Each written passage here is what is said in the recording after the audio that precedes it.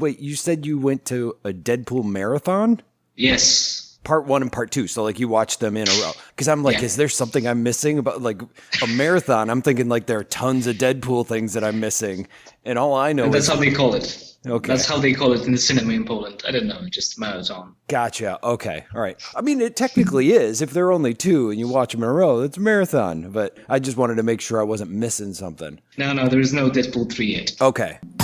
You're listening to the Music Manumit podcast for May 20th, 2018. Learn more at musicmanumit.com. Hi, and welcome to another Music Manumit. I am Tom, and on today's show, I am talking with Wojtek Pawlik. He is in Poland, and right now, it's not as long as an interview as I usually do, but that's because as I'm talking to him, it's 3 a.m. there.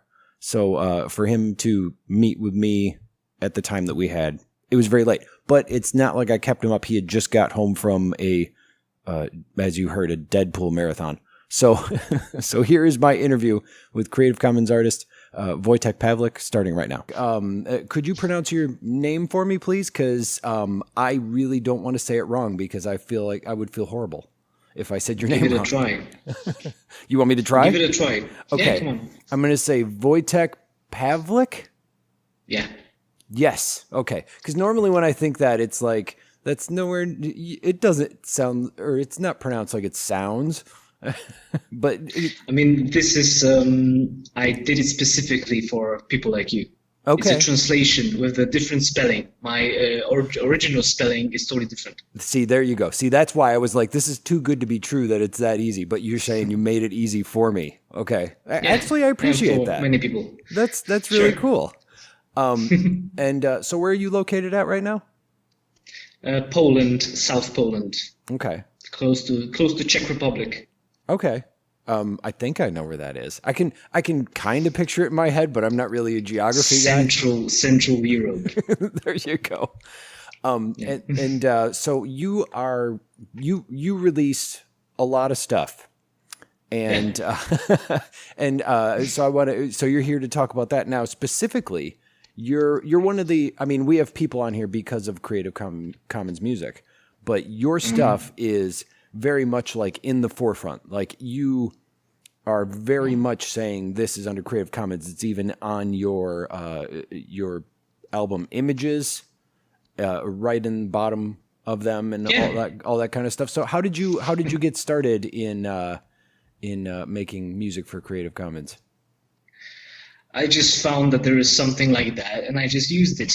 Yeah. What was the when Yeah, did I decided to go with it because there's a people who are interested in it, yeah. and so there could be some customers who might be interested in this as well. And so it's like when there's a community and I have the product, then this is my product, and I can put this into a community which might be interested in using this product and pay for it or stuff like that. Okay.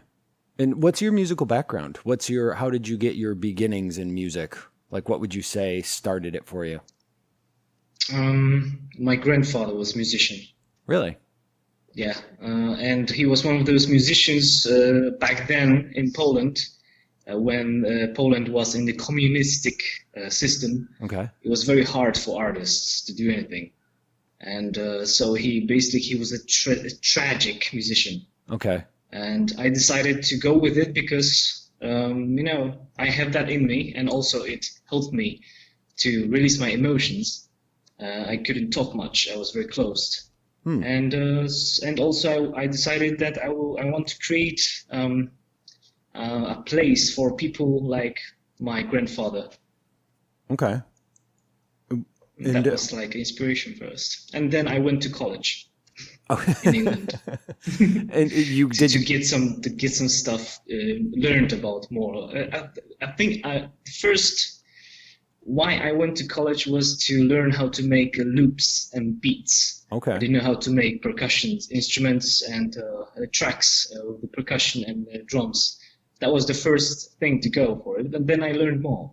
So yeah, that's how it worked. I'm jealous of that. I've tried to make loops. I mean, I can, but I don't know. I have a hard time thinking that way. Like the farthest I can get is like maybe drum loops, but then or when I'm recording something and I'm like, I'm not possibly going to get it right the rest of the song. So I'll use that because it is a succession in the way the music is written. Like, you don't play, you repeat yourself musically. So I'll create that and do it. But not, when you say creating loops, you're saying specifically creating loops like for reuse. Am I correct? Or I was more like I wanted to understand how it works. okay. Because I didn't know, okay, what's a kick, what's a snare, and what's a hi-hat. I didn't know that. Okay. And how it needs to be constructed, so the rhythm, because the rhythm is very important. Yeah. So I need to understand the rhythm. So, and when I understood the rhythm, then I understood what different types and styles of the loops, percussions, and kicks, and all this, And yeah, I even managed to make my loops. I made them on the computer, and I learned them to make them sound like they were on reel, recorded in the studio. Mm-hmm. And some people in the college, they were like amazed, like, they recorded that? No, I just made it in the computer, and I just put some effects on it so it feels like it's in the studio. Ha! Cheating you. And so you're saying you actually manipulated the sounds for the loops to sound more human-like. Yeah. So what was your tool of choice when you were making these sounds, these realistic sounds? When I went to college, they showed me GarageBand and Logic Pro. Okay. And that's what I fell in love to. But before I tried Cubase, Pro Tools, and didn't really like it. I went to and I saw the GarageBand and Logic Pro, and I just like, wow, that's a great stuff. And then I used it most of the time. But now in GarageBand, when you buy a MacBook, automatically you have GarageBand. Yeah. And there you have like a automatical machine to create drum loops and beats. Right. So just it does everything for you. There's not much to work about it, to be honest. It's easy. Yeah. It's interesting too because everybody has. I love finding out what DAW people like to use because they all have a different reason for using it, and all the reasons are valid. Like I know people who are just like they've tried Cubase and Logic and Fruity Loops. Yeah, and all that stuff, and other people who are just like, no, Pro Tools is the only thing that I can use, and it's weird, and yeah, and just you. Okay, so nobody saw this because it's a podcast, but you just rolled your eyes when I was just like, people are like, Pro Tools is the thing to use, and you were like, whatever. And that's what I mean. People become it's very important to them which one works for them, and it's so interesting to find that out. It is, yeah, it is. I like Logic Pro because it's combination of creating on the computer and live. That's why I liked it. I didn't like Logic Pro because it was too complicated, and it was, for some reason, I didn't like it. Okay. I know that Nine Inch Nails is using Pro Tools. Yeah. Okay. But for some reason, I didn't get it quite nicely. I don't know. Just Logic Pro. Yeah. Maybe I don't know. Because Britain told me that. Right. I don't know. Yeah, and see, for me, Cubase was like confusing as all get out. To me, It was. Yeah, like I just couldn't. Looking at that one, I'm just like, well, you're just making it hard. It's just. Have you tried Buzz Machine? No, I don't even know if I've heard of that. Yeah, I tried it back in Poland before I went to England in 2004 with my friend at here school in Poland. We found that thing called Buzz Machine. It was on a PC. It was so confusing. It was some dots. You had to put them together. It was like, what the hell to do with it? It's like, couldn't get it. It's weird. But my friend was enjoying it. I know, I just can't do it. I need to have like tracks. I need to see what's going on, but not like dots combined together. It's weird. Right. It was free. Yeah. It was a free program, so maybe that's why. Yeah. It didn't go anywhere, I think. Probably just disappeared from everywhere. Well, and there's one that I use that I actually really liked, but if I wanted to do anything more, I would have to sit down and learn it really in and out. So I liked it, but it was just like I don't have the time to really get into learning this thing. It was called Renoise, and that's one where it's a waterfall, so it's not linear like most of the and so the whole thing like goes, it just falls downward, and it has patterns. For me, it was like the way the computers were when you looked at the screen in the Matrix. Oh shit. Yeah, but that's what the DAW was like. It's kind of like Chinese alphabet.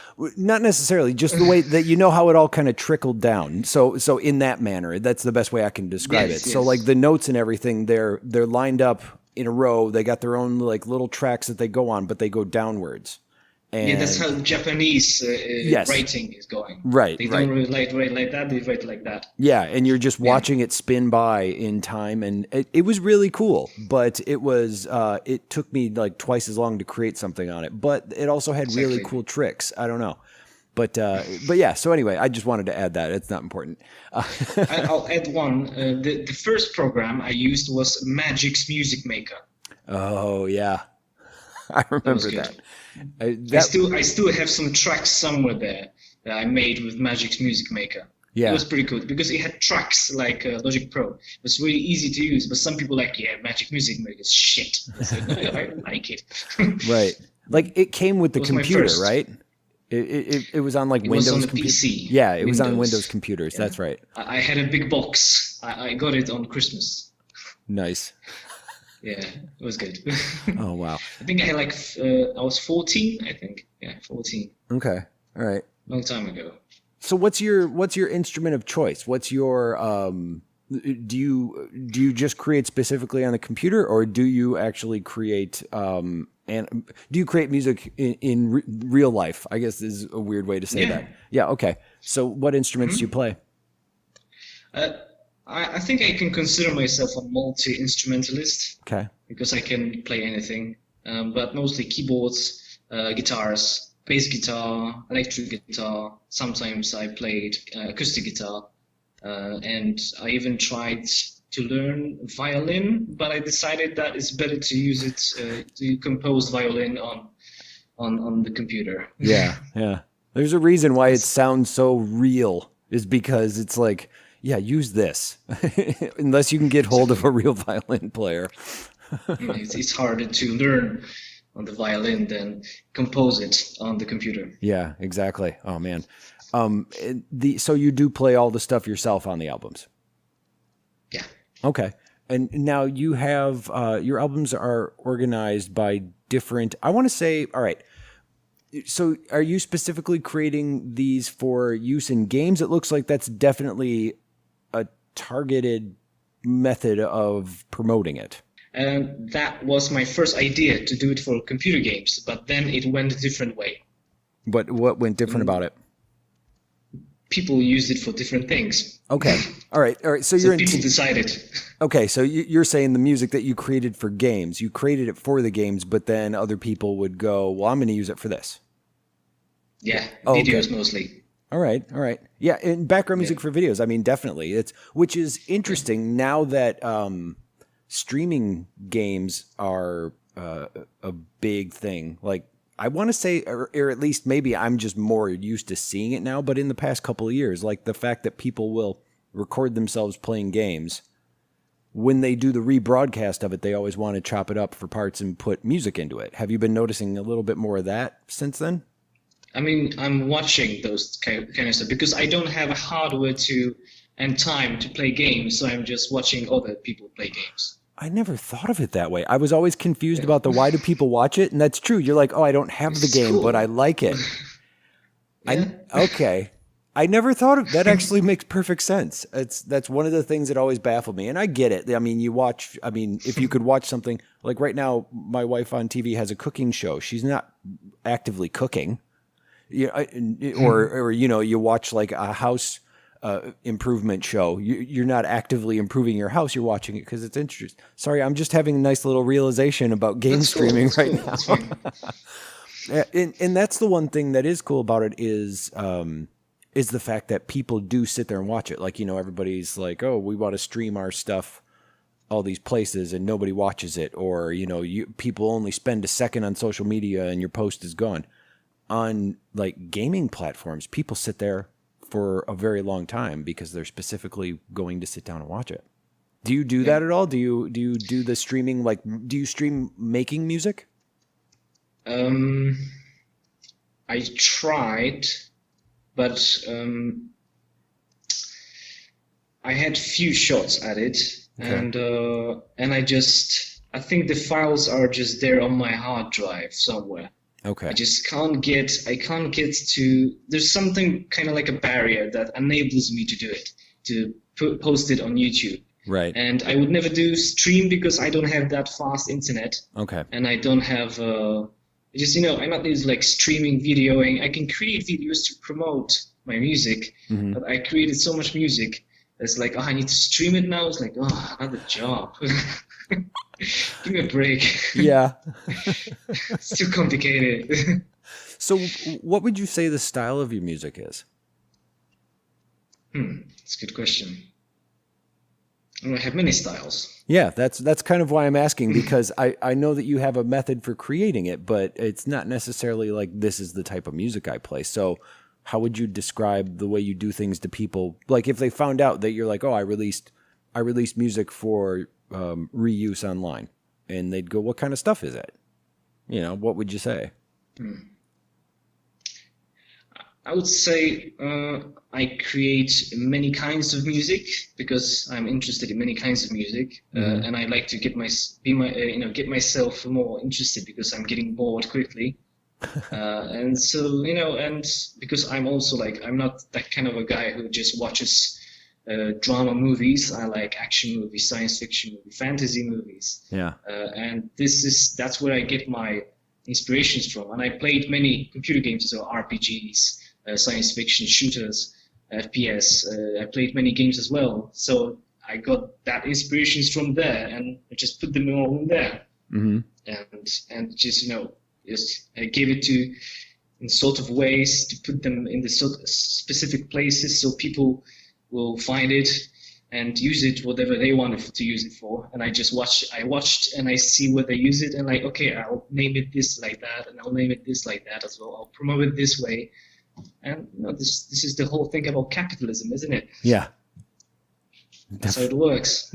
Yeah, and then the other thing too is like you have an album that's called "Watch Your Dubstep," but I still haven't finished that one. I have so many things about it. You haven't finished it, but it's released. So do you actively add to it?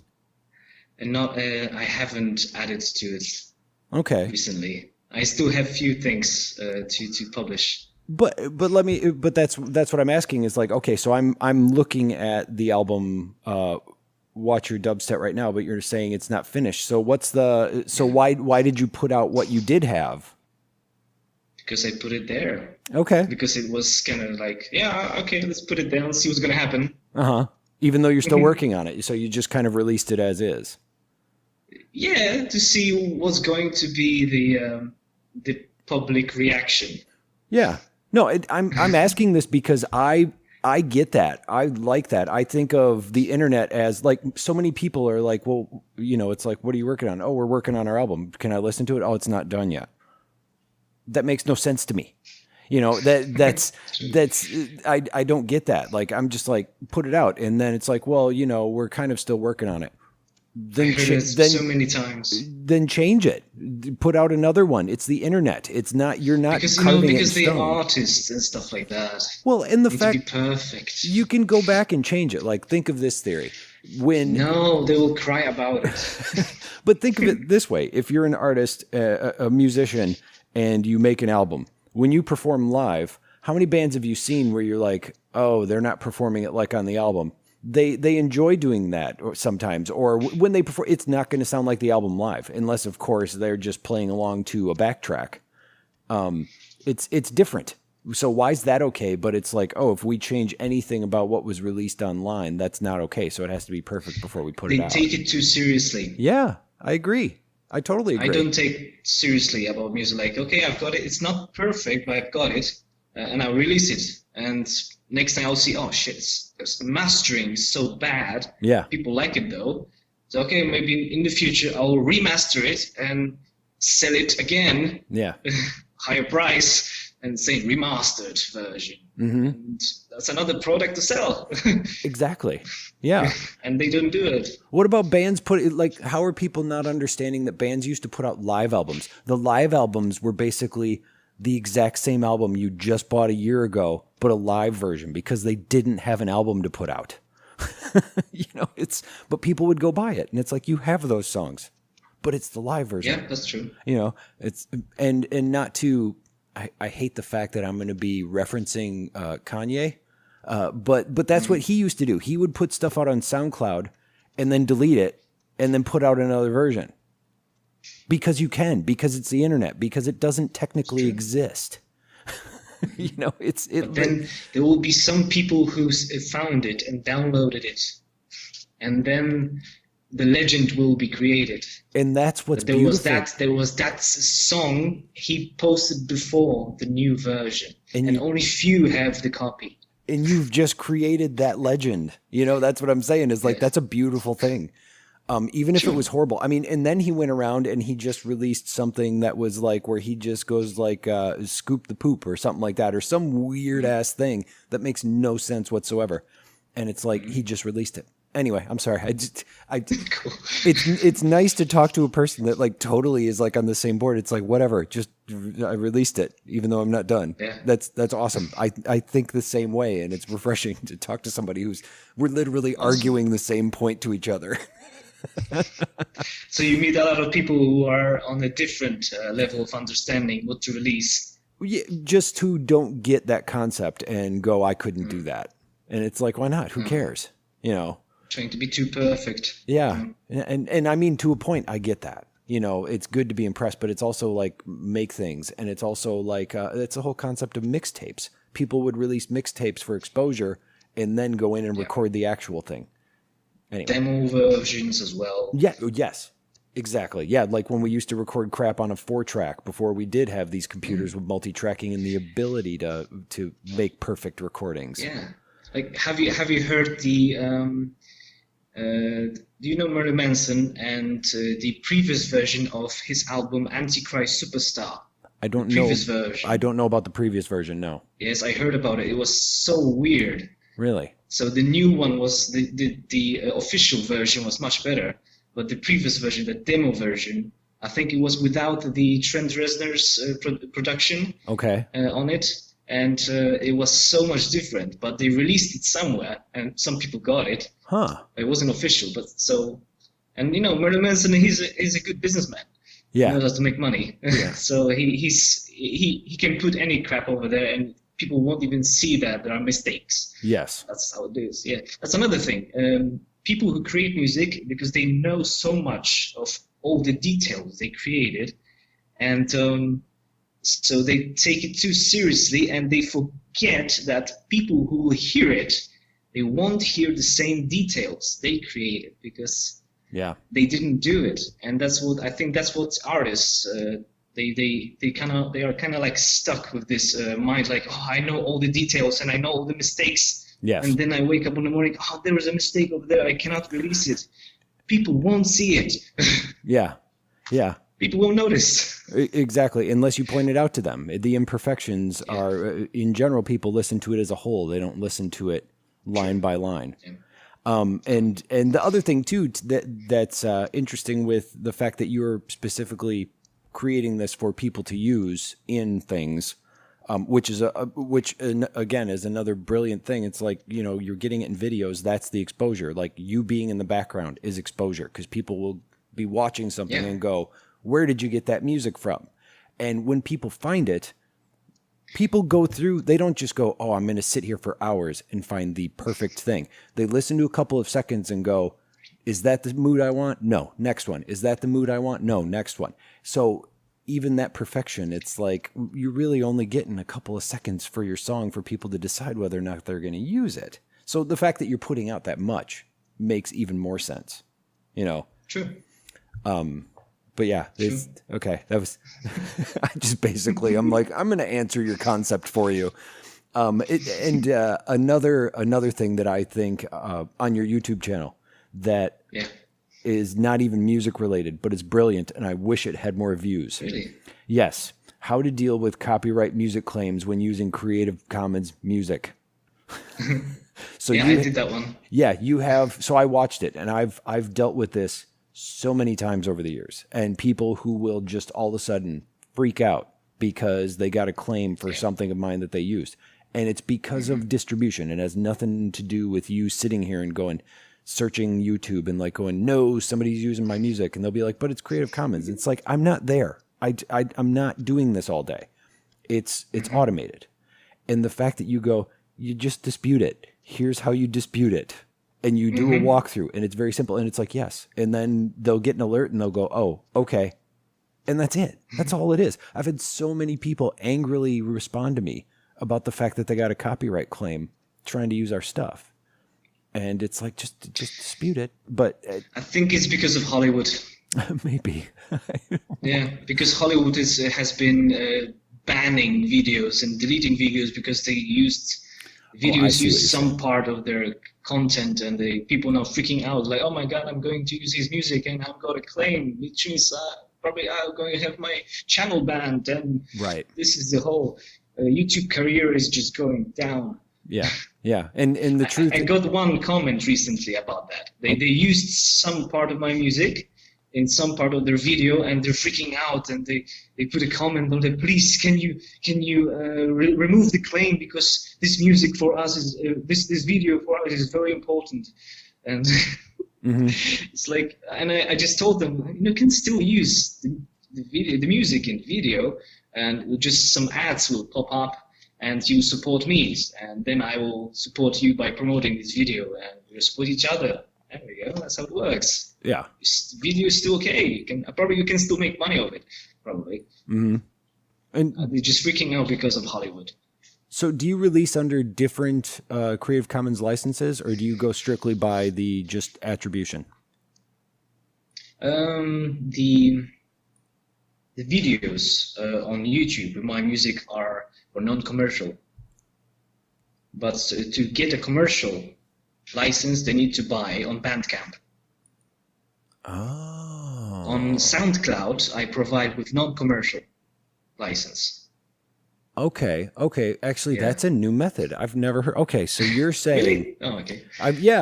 Well, you're saying that people don't have to do anything. They can just use it, like, from the videos under non-commercial. But, and just... Yes, I'm also registered with AdRev. Okay. AdRev. Yeah. And that they the get all the claims ID. and they scan in YouTube. Right. But you're saying you're saying that when they want to use your songs under just regular just attribution, blank attribution, Creative Commons. Non-commercial?